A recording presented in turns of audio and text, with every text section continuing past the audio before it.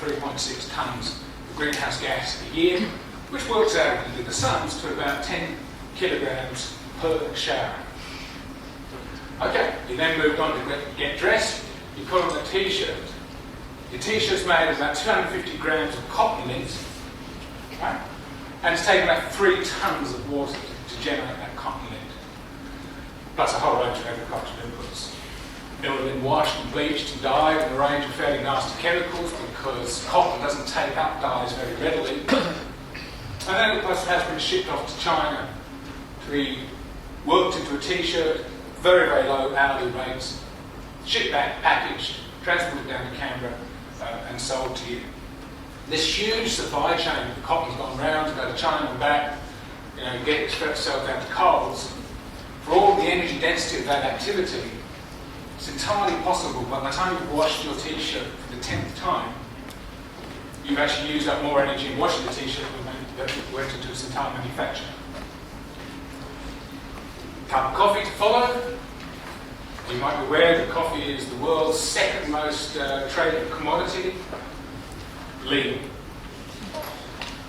And typically grown by private landholding, poor tenant farmers selling it as a cash crop of their landscape.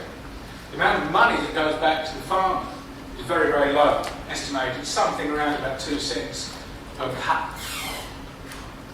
Okay, and a student of ours in the human ecology program who followed the supply chain all the way back to those tenant farmers, it's just a quote that she got of this Mexican coffee producer that she was interviewing, just talking about the ethical dimension of the farmer receiving so much.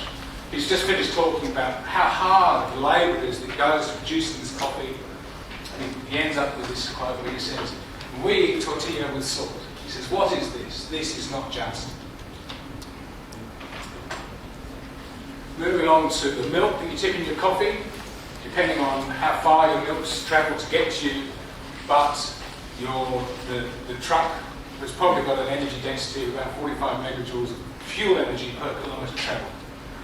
So as I say, depending on how far your milk's come from, in this deregulated environment, we can now buy milk into Canberra that's come from Perth, which is interesting because we actually send some of our milk to Perth, so these milk trucks pass each other somewhere up and down another ball.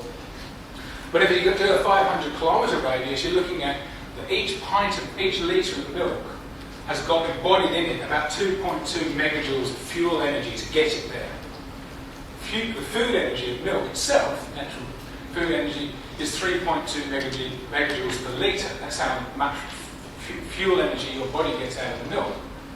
Now, many of us are concerned that we're taking too much food energy, so we want to get low-cal milk. And it's kind of ironic that the industrial energy it takes to take 2 megajoules of milk, food energy, out of the milk, to take it down to the low-cal figure of about 1.2 megajoules, is about 2 megajoules of industrial energy. Now, only human beings would do this, pour energy into their food production systems to get energy out of the food they're ingesting. And then the deeply ironic thing is, for a variety of reasons, constraints or otherwise, many of us will then drive to get the milk, thus burning the fuel energy of the car to save ourselves from burning the fuel energy of our bodies. And then this little puppy, mobile phone. For many of you in the room, the mobile phone has been there throughout since you were born, but it is only about 20 to 25 odd years old. It has gone from 0 to 2 billion units in that period of time. It's an interesting thing, isn't it, that right now, with about half a dozen key thumb strokes, you could SMS 1/3 of the population of this planet. They're all there online with a mobile phone on their hips. Interesting mix of units that goes into a mobile phone. There's about 400 components in the phone. And they're manufactured globally across a network of interlinked contractors and subcontractors and final manufacturers. About 50% of the mobile phones will come from China. And a classic example is the village of Shenzhen, which has gone from being almost basically a sleepy fishing village to a town of some 12 billion across 25 years. Largely off the mobile phone industry, assembly industry, and other related electronic goods. There's a huge mix of elements in your mobile phone, a whole range of stuff, some of them actually quite unpleasant and toxic, but they come in relatively small densities in your hip, so it's probably not a major problem. The total thing weighs about 75 grams, but the amount of ore that has been mobilised to manufacture that mobile phone is about 30 kilograms of rock ore to manufacture the component parts of a mobile phone. Just one little part, for example, is a tantalum. Very important because it's very compact and efficient in terms of generating storage of electricity, and it's basically the presence of this material that has allowed your mobile phone to come down to the diggity little size that it now is, and not still be that house brick size that they used to be a couple of years back. Okay, this earth material, 80% of the deposits come from Eastern Congo. Globally, that's where they're located. Eastern Congo, as you might be aware, is, or at least until recently, dominated by factional warlords fighting. And what they do is they dig a hole in the forest. You can see these lads doing here, and they just reef this stuff straight out. But probably being controlled by a child soldier of the Congolese rebel army or warlord. The average lifespan of this thing is about 2 years, and that's, as I say, the cost of it is just the mobile phone. You have to then think about the entire infrastructure that exists to enable the mobile phone to go around. My final slide is impossible things to try to get out to for breakfast. It's going for a jog. Okay?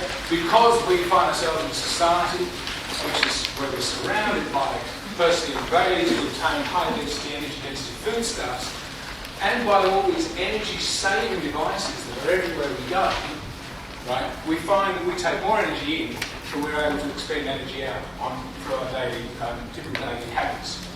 Okay, it's been estimated that if you were a Roman, so going back a couple of thousand years, living at the standard that you live each day, you would need about 6,000 slaves dedicated to supporting you in the lifestyle to which you've become accustomed. Now, most of those slaves, of course, are energy slaves. There's fossil fuel energy doing work for you. And of course, the problem then is, as fossil fuel prices go up, you might have to start thinking about that as being wage increases for your 6,000 energy slaves and what that might do to you. But anyway, because we accumulate this energy, because we live in a low energy expenditure environment, many of us then have to spend time doing something like going out jogging to burn 1.5 megajoules of fuel energy off in a sort of 5-kilometre jog just to get through there. Okay, that's the end from me. The point is, these are perfectly normal everyday activities that we practice daily. And yet they have this enormous ecological signature. From an environment and energy perspective, these are highly irrational, and some of them have very, very dubious ethical dimensions to them as well. But many of us practice them daily because the society we live in constrains us in that way. It would not be feasible for you guys to give up your mobile phones now unless you're going to seriously inconvenience yourself with the social networks. Okay, what we do need though, and what my colleagues are going to talk about, is other choices to be made both possible, and then we need to be motivated and enthused to pursue those other choices. And in this, with the people in the room and various other perspectives, one of the things that's interesting then is that if we can make comparisons between other societies, the way that other societies live their lives and what they think is normal everyday existence, we can self-reflect on our own and some of the things that we have come to, if you like, take for granted and think this is just the way things are. And so, leave you with a suggestion of what we need to do to change the ecological signature of our society is to become ecologically literate and be able to live ecologically literate lives. That's it from me. In second year, the human ecology course, and also a course of urban hinterlands, which is taught intensively in the June-July lecture break. And those issues of energy flows are something that will continue. If there's anyone in Singapore watching this on YouTube, you can come and do the urban hinterland course as part of the INRU courses. If you hand over to John, that second speaker.